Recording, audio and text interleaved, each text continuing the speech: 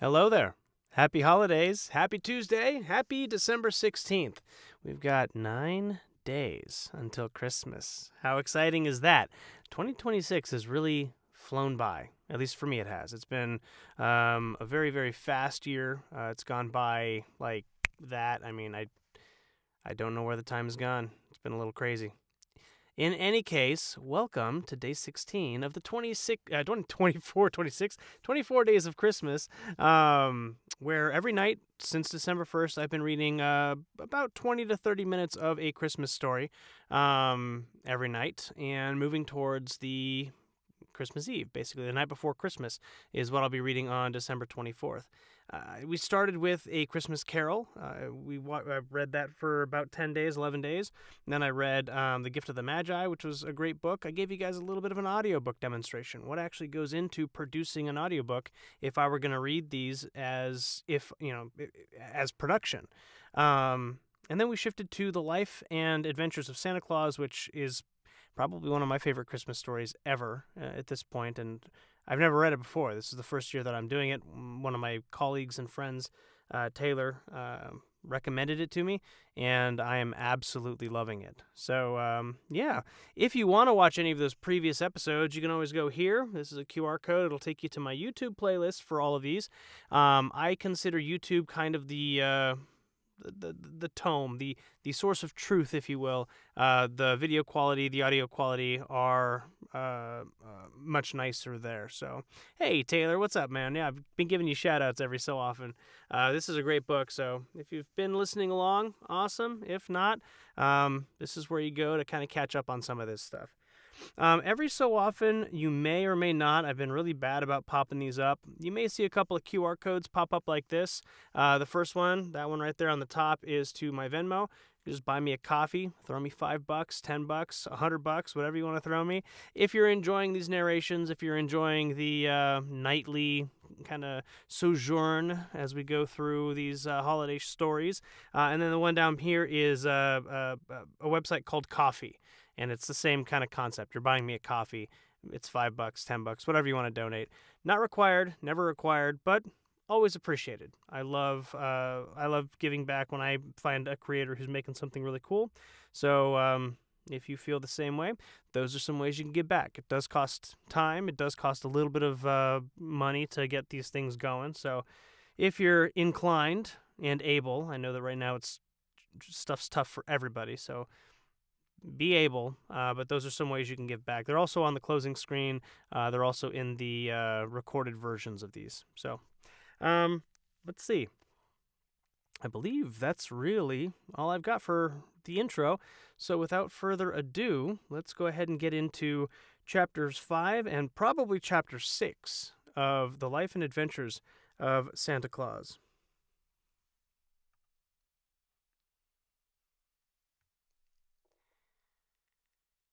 Chapter 5.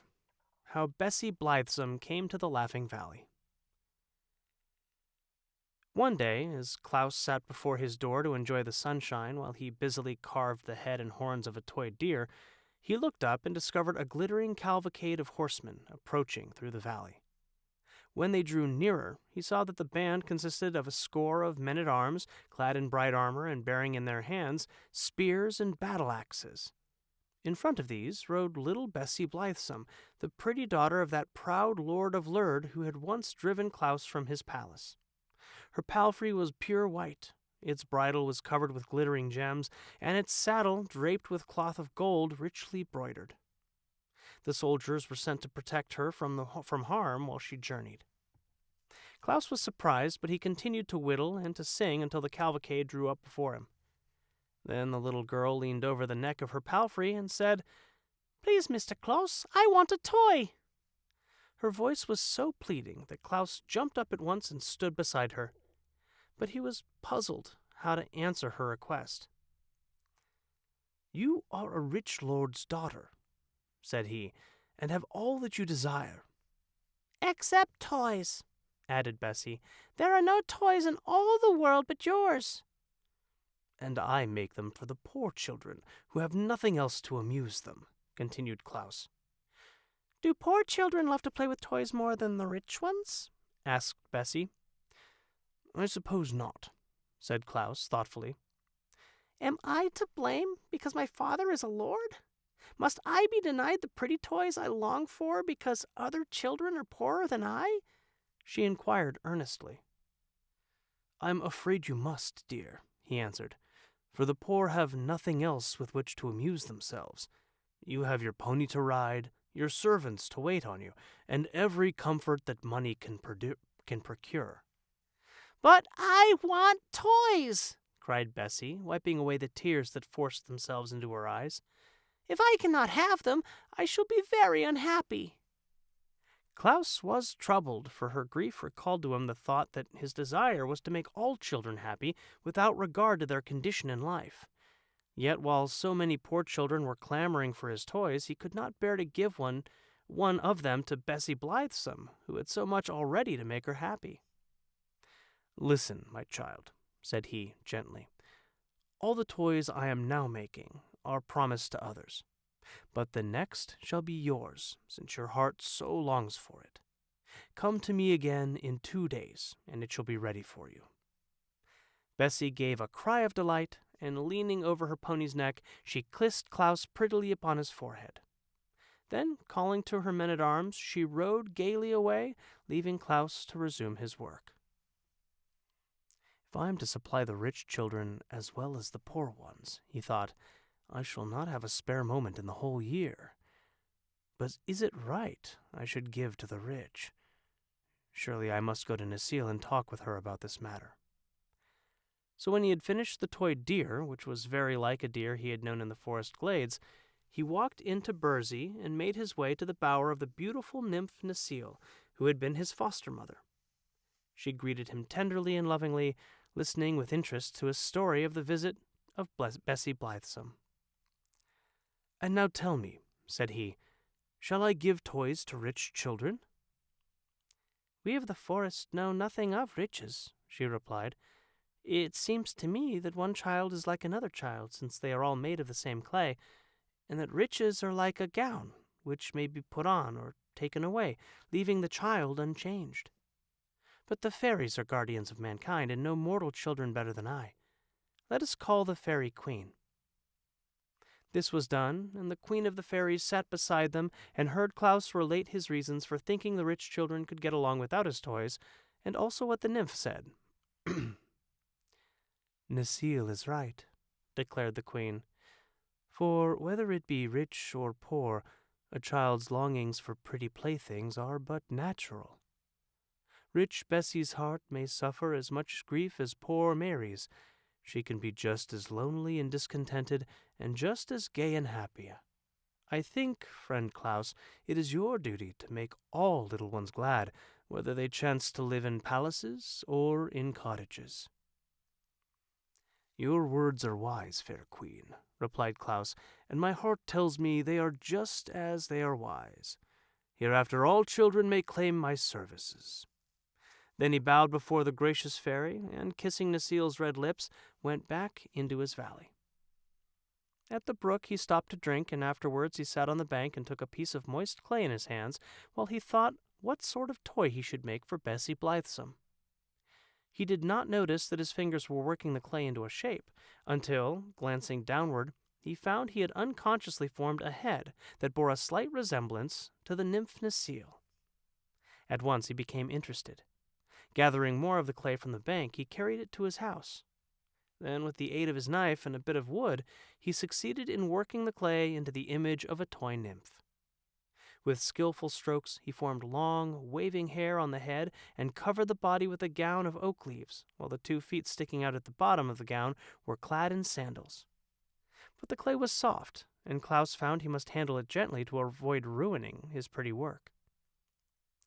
Perhaps the rays of the sun will draw out the moisture and cause the clay to become hard, he thought. So he laid the image on a flat board and placed it in the glare of the sun. This done, he went to his bench and began painting the toy deer, and soon he became so interested in the work that he forgot all about the clay nymph. But the next morning, happening to notice it as it lay on the board, he found the sun had baked it to the hardness of stone, and it was strong enough to be safely handled. Claus now painted the nymph with great care in the likeness of Necile, giving it deep blue eyes, white teeth, rosy lips, and ruddy brown hair. The gown he colored oak leaf green, and when the paint was dry, Claus himself was charmed with the new toy. Of course, it was not nearly so lovely as the real Necile, but considering the material of which it was made, Claus thought it was very beautiful. When Bessie, riding upon her white palfrey, came to his dwelling next day, Claus presented her with the new toy. The little girl's eyes were brighter than ever as she examined the pretty image, and she loved it at once and held it close to her breast as a mother does to her child. "What is it called, Claus?" she asked. Now, Claus knew that nymphs do not like to be spoken of by mortals, so he could not tell Bessie it was an image of Necile he had given her. But as it was a new toy, he searched his mind for a new name to call it by, and the first word he thought of he decided would do very well. "It is called a dolly, my dear," he said to Bessie. "I shall call the dolly my baby," returned Bessie, kissing it fondly, "and I shall tend it and care for it just as nurse cares for me. Thank you very much, Claus. Your gift has made me happier than I have ever been before." Then she rode away, hugging the toy in her arms, and Claus, seeing her delight, thought he would make another dolly, better and more natural than the first. He brought more clay from the brook, and remembering that Bessie had called the dolly her baby, he resolved to form this one into a baby's image. That was no difficult task to the clever workman, and soon the baby dolly was lying on the board and placed in the sun to dry. Then with the clay that was left, he began to make an image of Bessie Blithesome herself. This was not so easy, for he found he could not make the silken robe of the Lord's daughter out of the common clay. So he called the fairies to his aid and asked them to bring him colored silks with which to make a real dress for the clay image. The fairies set off at once on their errand, and before nightfall they returned with a generous supply of silks and laces and golden threads. Claus now became impatient to complete his new dolly, and instead of waiting for the next day's sun, he placed the clay image upon his hearth and covered it over with glowing coals. By morning, when he drew the dolly from the ashes, it had baked as hard as if it had lain a full day in the hot sun. Now our Claus became a dressmaker as well as a toy maker. He cut the lavender silk and neatly sewed it into a beautiful gown that just fitted the new dolly, and he put a lace collar around its neck and pink silk shoes on its feet. The natural color of baked clay is a light gray, but Claus painted the face to resemble the color of flesh, and he gave the dolly Bessie's brown eyes and golden hair and rosy cheeks. It was really a beautiful thing to look upon, and sure to bring joy to some childish heart. While Claus was admiring it, he heard a knock at his door, and little Mary entered. Her face was sad, and her eyes red with continued weeping. "Why, what has grieved you, my dear?" asked Claus, taking the child in his arms. I've broke my tat," sobbed Mary. "How?" he inquired, his eyes twinkling. I dropped him and broke off him's tail, and then I dropped him and broke off his ear, and now him's all spoiled." Claus laughed. "Never mind, Mary dear," he said. "How would you like this new dolly instead of a cat?" Mary looked at the silk-robed dolly, and her eyes grew big with astonishment. "Oh, Claus," she cried, clapping her small hands together with rapture, "can I have a beautiful lady?" "Do you like it?" he asked. "I love it," said she. "It's better in tats." "Then take it, dear, and be careful not to break it." Mary took the dolly with a joy that was almost reverent, and her face dimpled with smiles as she started along the path toward home. Chapter 6. The Wickedness of the Aguas.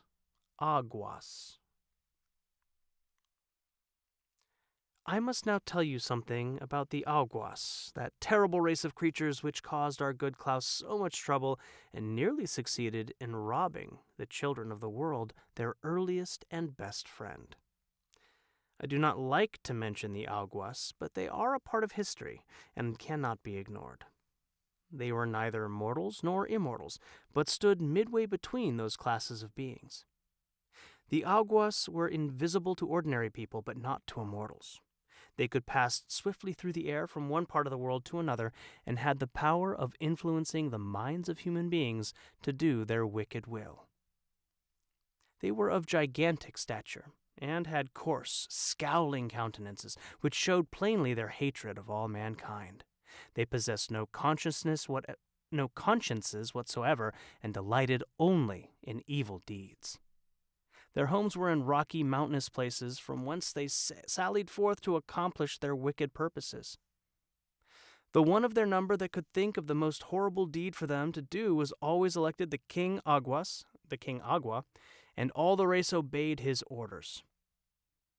Sometimes these creatures lived to become 100 years old, but usually they fought so fiercely amongst themselves that many were destroyed in combat, and when they died, that was the end of them. Mortals were powerless to harm them, and the immortals shuddered when the Aguas were mentioned, and always avoided them. So they flourished for many years unopposed, and accomplished much evil. I am glad to assure you that these vile creatures have long since perished and passed from earth, but in the days when Claus was making his first toys, they were a numerous and powerful tribe. One of the principal sports of the Aguas was to inspire angry passions in the hearts of little children, so that they quarreled and fought with one another. They would tempt boys to eat unripe fruit, and then delight in the pain they suffered. They urged little girls to disobey their parents, and then would laugh when the children were punished. I do not know what causes a child to be naughty in these days, but when the Aguas were on earth, naughty children were usually under their influence. Now, when Claus began to make children happy, he kept them out of the power of the Aguas, for children possessing such lovely playthings as he gave them had no wish to obey the evil thoughts the Aguas tried to thrust into their minds. Therefore, one year when the wicked tribe was to elect a new king, they chose an Agua who proposed to destroy Claus and take him away from the children. There are, as you know, fewer naughty children in the world since Claus came to the Laughing Valley and began to make his toys, said the new king, as he squatted upon a rock and looked around at the scowling faces of his people. Why, Bessie Blithesome has not stamped her foot once this month, nor has Mary's brother slapped his sister's face or thrown the puppy into the rain barrel. Little Weekum took his bath last night without screaming or struggling because his mother had promised he should take his toy cat to bed with him. Such a condition of affairs is awful for any Agua to think of, and the only way we can direct the naughty actions of children is to take this person, Claus, away from them. Good, good, cried the big Aguas in a chorus, and they clapped their hands to applaud the speech of the king. But what shall we do with him? Asked one of the creatures. I have a plan, replied the wicked king, and what his plan was, you will soon discover. That night, Claus went to bed feeling very happy, for he had completed no less than 4 pretty toys during the day, and they were sure, he thought, to make 4 little children happy. But while he slept, the band of invisible Aguas surrounded his bed, bound him with stout cords, and then flew away with him to the middle of a dark forest in far-off Ethrop, where they laid him down and left him. When morning came, Claus found himself thousands of miles from any human being, a prisoner in the wild jungle of an unknown land. From the limb of a tree above his head, he swayed a huge python, one of those reptiles that are able to crush a man's bones in their coils. A few yards away crouched a savage panther, its glaring red eyes fixed full on the helpless Claus. One of those monstrous spotted spiders, whose sting is death, crept stealthily toward him over the matted leaves, which shriveled and turned black at its very touch. But Claus had been reared in Burzee and was not afraid. "Come to me, ye kooks of the forest," he cried, and gave the low, peculiar whistle that knooks know. The panther, which was about to spring upon its victim, turned and slunk away. The python swung itself into the tree and disappeared among the leaves. The spider stopped short in its advance and hid beneath a rotting log. Klaus had no time to notice them, for he was surrounded by a band of harsh-featured Knooks, more crooked and deformed in appearance than any he had ever seen. Who are you that call on us? Demanded one in a gruff voice. The friend of your brothers in Burzee, answered Klaus. I have been brought here by my enemies, the Aguas, and left to perish miserably. Yet now I implore your help to release me and to send me home again. Have you the sign? Asked another. Yes, said Klaus. They cut his bonds, and with his free arms he made the secret sign of the Knooks. Instantly they assisted him to stand upon his feet, and they brought him food and drink to strengthen him. Our brothers of Burzee make queer friends, grumbled an ancient Knook, whose flowing beard was pure white. But he who knows our secret sign and signal is entitled to our help, whoever he may be. Close your eyes, stranger, and we will conduct you to your home. Where shall we seek it? 'Tis the Laughing Valley, answered Klaus, shutting his eyes. There is but one Laughing Valley in the known world, so we cannot go astray, remarked the Knook. As he spoke, the sound of his voice seemed to die away, so Klaus opened his eyes to see what caused the change. To his astonishment, he found himself seated on the bench by his own door, with the Laughing Valley spread out before him. That day he visited the wood nymphs and related his adventure to Queen Zurline and Necile. The Aguas have become your enemies, said the lovely queen thoughtfully, so we must do all we can to protect you from their power. It was cowardly to bind him while he slept, remarked Necile with indignation.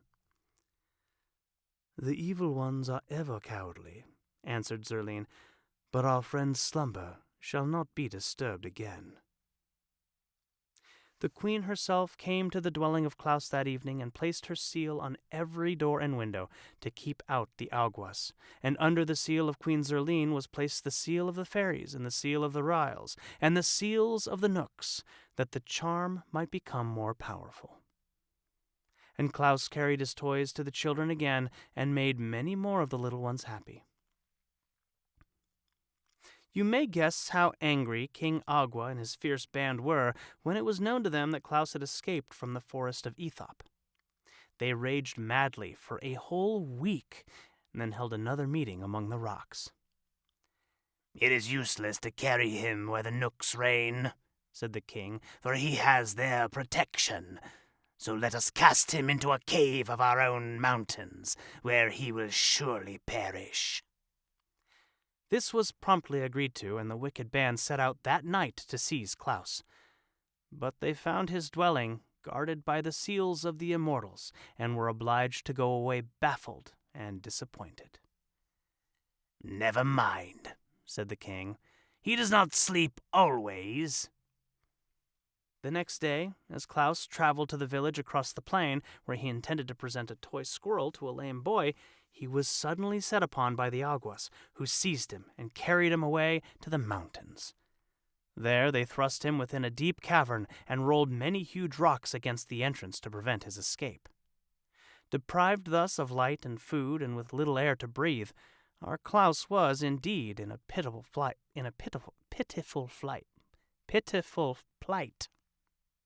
But he spoke the mystic words of the fairies, which always command their friendly aid, and they came to his rescue and transported him to the Laughing Valley in the twinkling of an eye. Thus the Aguas discovered they might not destroy one who had earned the friendship of the immortals, so the evil band sought other means of keeping Klaus from bringing happiness to children, and so making them obedient. Whenever Klaus set out to carry his toys to the little ones, an Agua, who had been set to watch his movements, sprang upon him and snatched the toys from his grasp. And the children were no more disappointed than was Klaus when he was obliged to return home disconsolate.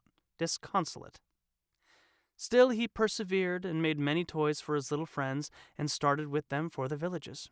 And always the Aguas robbed him as soon as he had left the valley. They threw the stolen playthings into one of their lonely caverns, and quite a heap of toys accumulated before Klaus became discouraged and gave up all attempts to leave the valley. Then the children began coming to him, since they found he did not go to them, but the wicked Augwas flew around them and caused their steps to stray, and the paths to become crooked, so never a little one could find a way into the Laughing Valley. Lonely days now fell upon Klaus, for he was denied the pleasure of bringing happiness to the children whom he had learned to love. Yet he bore up bravely, for he thought surely the time would come when the Aguas would abandon their evil designs to injure him. He devoted all his hours to toy-making, and when one plaything had been completed, he stood it on a shelf he had built for that purpose. When the shelf became filled with rows of toys he made, another one, and filled that also, so that in time he had many shelves filled with gay and beautiful toys representing horses, dogs, cats, elephants, lambs, rabbits, and deer, as well as pretty dolls of all sizes, and balls and marbles of baked clay painted in gay colors. Often, as he glanced at this array of childish treasures, the heart of good old Klaus became sad. So greatly did he long to carry the toys to his children. And at last, because he could bear it no longer, he ventured to go to the great Ak, to whom he told the story of his persecution by the Aguas, and begged the master woodman to assist him. That's where we're going to call it a night tonight for the day 16, for 16th day of the 24 days of Christmas. The story, the plot thickens. This is getting really good. And we're going to continue tomorrow night with the battle between good and evil. So this should be a good chapter to dive into. In any case, hopefully y'all are enjoying the narration. If so, again, I've got some QR codes. You can buy me a coffee. Just Venmo me $5, $10, $100, whatever you feel like. Or you can use coffee. Either one, not required, but always encouraged, or always appreciated, I should say. Again, tomorrow night we'll continue with day 17. We got 9 days left until Christmas, so we got 8 days left of narration. We'll be wrapping up the life and adventures of Santa Claus, and that should end up on the 23rd. And then on the 24th, the night before Christmas, I will be reading The Night Before Christmas. That one will be recorded because Christmas Eve I'm going to be with my family. Sorry, I would love to hang out with y'all. However, family's more important. And so that'll be pre-recorded, but I'm also probably going to release that episode earlier, maybe around noon. That way, if you wanted to listen to it that night without having to live stream it, or maybe earlier in the night without having to live stream it, you'll be able to do so. So that's what the plan is for now. In any case, everybody, y'all have a wonderful evening. Happy holidays. Happy winter. Hopefully everything is going well for you. You're staying safe and warm. And we will see you tomorrow night for another episode of the 24 Days of Christmas. Good night, everybody.